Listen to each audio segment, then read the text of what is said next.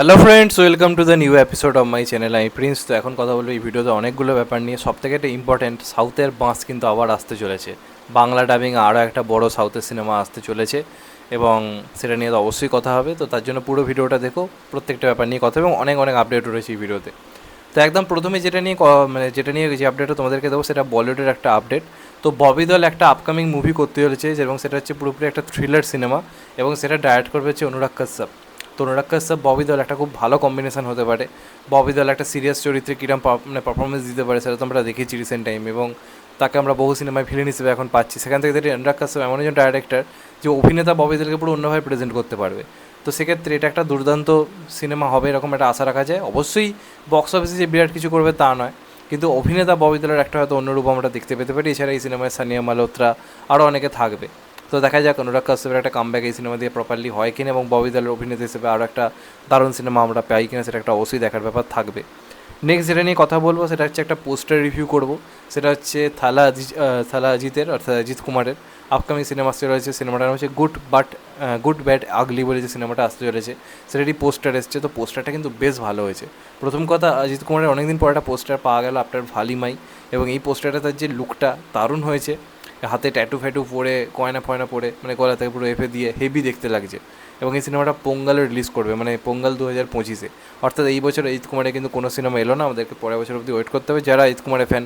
তাই জন্য অবশ্যই অনেকটা ওয়েট করতে হচ্ছে আফটার ভালিমাই। এ নিয়ে কোনো সন্দেহ নেই, অজিত কুমারের সিনেমার জন্য অনেকেই ওয়েট করে থাকে, আমি তাদের মধ্যে অন্যতম। তো এটা দেখা যাক কেমন সিনেমা হয়। আপাতত এই সিনেমাটা নিয়ে কিন্তু একটা আশা রয়েছে।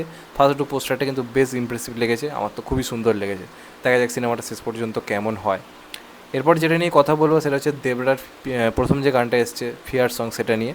তো অনিরুদ্ধের মানে আমরা যদি গানের কথা বলি তাহলে তার ব্যাকগ্রাউন্ড মিউজিক গানেতে দুর্দান্ত হয়, কিন্তু এই গানটার ক্ষেত্রে আমার কেন জানি না গানটার যে মানে গানটা যখন হচ্ছে, মানে গানে যখন কথাগুলো গিয়ে আর কি হচ্ছে, সেই জায়গাটা আমার খুব একটা ভালো লাগেনি।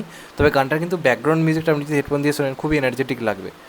আর একটা ব্যাপার আমি লক্ষ্য করলাম, এই গানটা আমি হিন্দি ছাড়া বাকি ভাষাগুলোতেও শুনলাম, সাউথের ভাষায় কিন্তু গানটা শুনতে আরও বেটার লাগছে। হিন্দিতে কেন জানি না একটুখানি আনপটকা লাগছে আমার গানটা। কথাগুলো ঠিক যেন ম্যাচ করছে না এমন একটা ফিল হয়েছে। তবে ভিডিওটা খুব সুন্দর রয়েছে, কথাগুলো লিরিক্সটার সঙ্গে যেভাবে সিনগুলোকে ম্যাচ করা হয়েছে।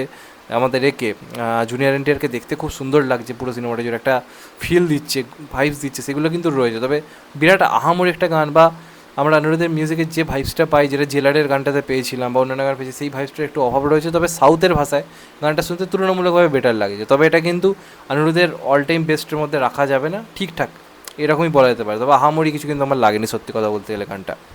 এরপরে যেটা নিয়ে কথা বলবো সেটা হচ্ছে একটা আপডেট। তো ইন্ডিয়ান 2 বলে যে সিনেমাটা আসতে চলেছে সেটা ফাইনালি রিলিজ ডেট জানিয়ে দেওয়া হয়েছে, জুলাই মাসে একদম কনফার্ম করে দেওয়া হয়েছে।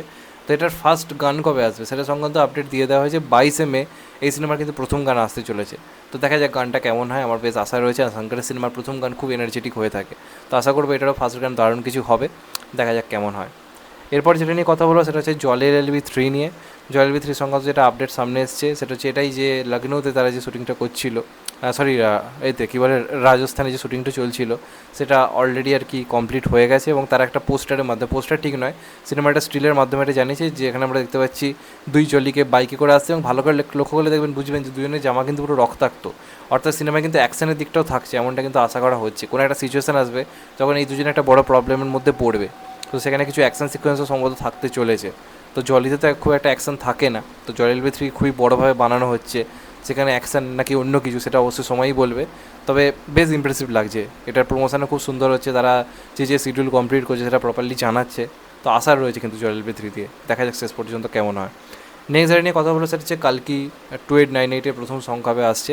তো এটা সংক্রান্ত যেটা আপডেট জানা যাচ্ছে 22 মে, অর্থাৎ পরশু দিন এটা কিন্তু প্রথম গান আসতে চলেছে।